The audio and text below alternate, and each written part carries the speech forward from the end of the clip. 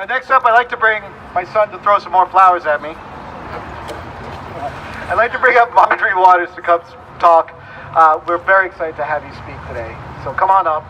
Do you need me to lower the mic for you, or you good? Let me do that. Let's see, probably. Yeah.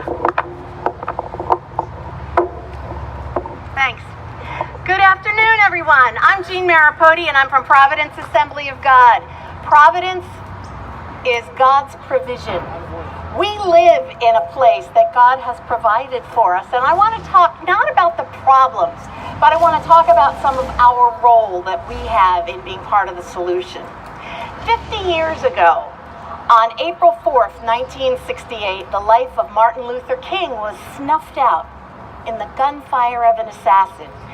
We gather today not to mourn for him, but to remember all that he did accomplish and remind ourselves we are not finished yet. King walked in marches, organized boycotts, and delivered speeches that still resonate in today's ears. He pointed out the unfair treatment that segregation created for people of color. As a leader in the African civil rights movement, King brought publicity to major civil rights activities and efforts in an era long before news could go viral through social media. King worked to promote the equal treatment of all races and overturn laws that were in opposition to what our Constitution promises. King's activity moved the needle of social justice forward, but we have not arrived where we need to be. He brought us forward, but we are not finished yet. Discrimination, racial profiling, disproportionate prison population, and unequal health care, unequal housing, unequal jobs, unequal schools. We know the issues. We live them. You know it. We are not finished yet. A cardinal rule for change management is change imposed is change opposed. Let me say that again. Change imposed is change opposed. If we try to force ourselves on people, they will not listen. It's important to help the oppressors understand. We must help them recognize the issues, that these issues are not their issues, they're our issues. It's not about others, it's about us. We need to make this a we agenda. We have a problem, and we are not finished yet.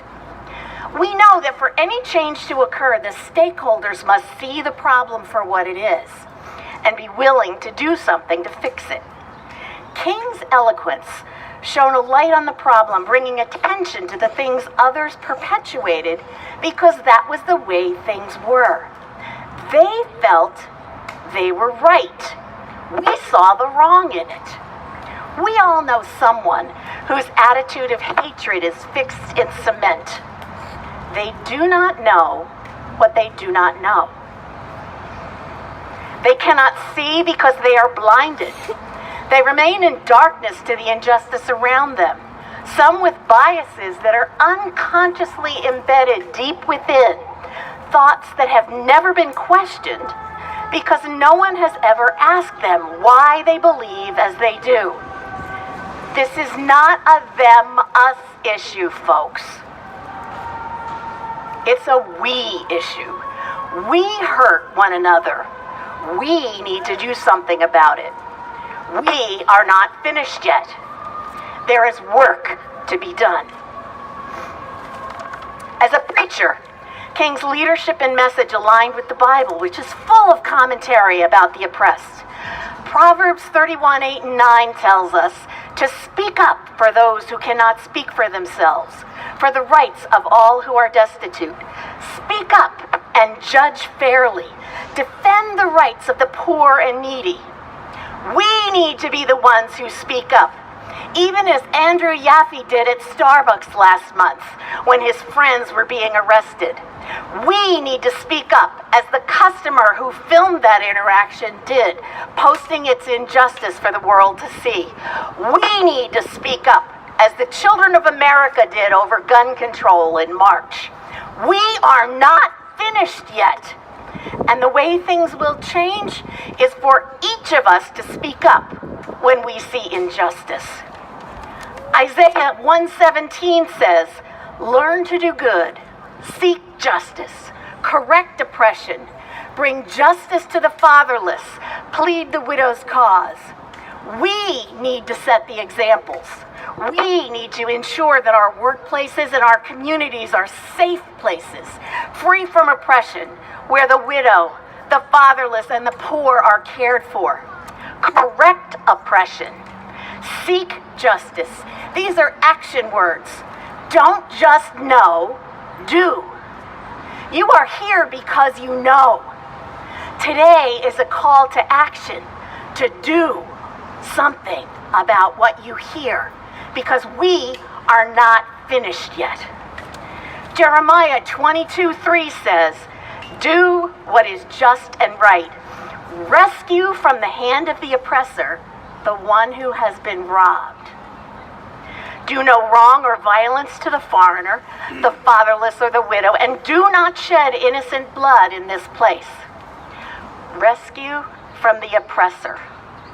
Many of those oppressors are fully convinced they are doing the right thing.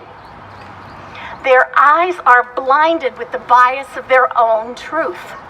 When we see something, we need to say something. We are not finished yet. King said, "Darkness cannot drive out darkness. Only light can do that. Hate cannot drive out hate. Only love can do that." We cannot solve social injustice with hatred. We can only do that by shining a light, that same light, on the issues of today. We are not finished yet. You have a voice. Stand up for what is right. Be a difference maker. Your difference making may feel small, but together we are an army that can change the world. Martin Luther King had a dream. Let us not stop until that has become a reality. We are not finished yet. Go on.